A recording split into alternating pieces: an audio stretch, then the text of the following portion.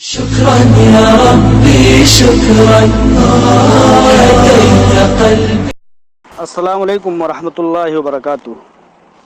دوست احباب، بھائیوں اور بہنوں، یہ آپ کی اسکرین پر ایک سی سی ایس کی طرف سے لگایا گیا ایک اٹیچمنٹ ٹائپ کا بورڈ ہے، جو کہ سرکار جب یعنی کہ کورٹ کچہری انویسٹیگیشن ٹیمیں جب کسی کے تعلق سے کوئی انویسٹیگیٹ جانچ پڑتال کرتے ہیں تو اس طرح کے بورڈ لگاتے ہیں.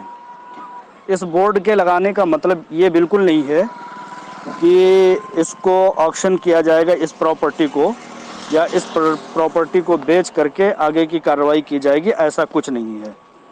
اس پراپرٹی کی جانچ چل رہی ہے. اس پراپرٹی کو اٹیچ کیا گیا ہے.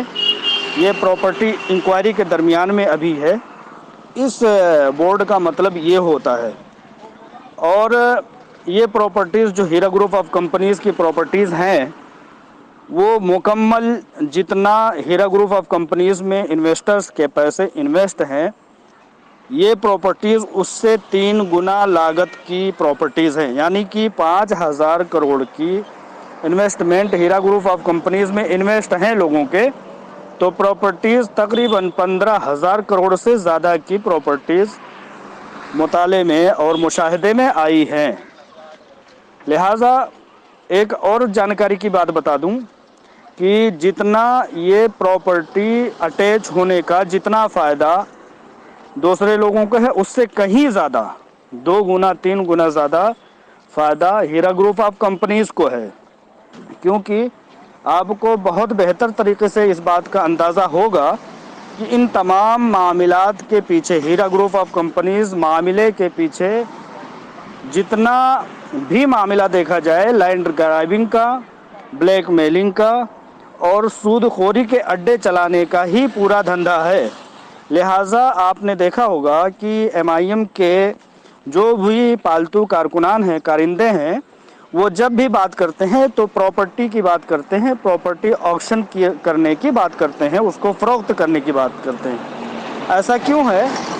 ایسا اس لیے ہے کہ ایم آئی ایم کے دروازے پر جس پالتو جانور کو رکھا گیا تھا، ایک سمجھ لیجئے کہ رکھوالی کے لیے، دربانی کے لیے، اور یہ سمجھ لیجئے کہ اس کی دیکھ ریکھ کے لیے، تو اس جانور نے ایک مرغی کا شکار کر لیا.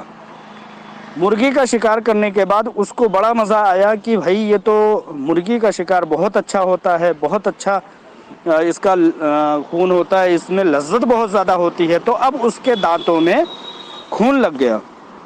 تو یہ میں اس لیے کہہ رہا ہوں کہ شہباز احمد خان نامی شخص، جس نے عافیہ پلازا میں جو اس کی پراپرٹی ہے، اس نے آکشن میں اس پراپرٹی کو لے لیا تھا، جو کہ کروڑوں روپے کی جائیداد تھی، لیکن 30 لاکھ روپے میں اس کو لے لیا تھا.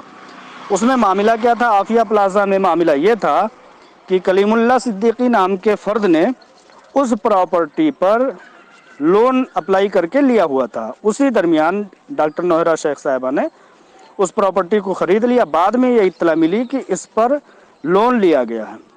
اب وہ معاملہ آکشن میں آیا اور آکشن میں شہباز احمد خان نامی شخص نے اس کو خرید لیا.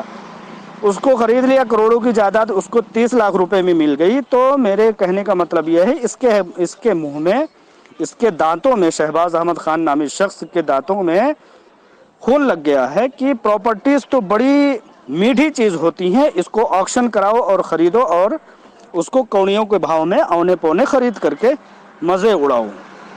تو یہ ہے لینڈ گرائبر ایم آئی ایم کے کارندوں کا کاروبار، جو یہ بورڈ دکھا کر کے لوگوں کو پینک کرنے کی کوشش کر رہے ہیں.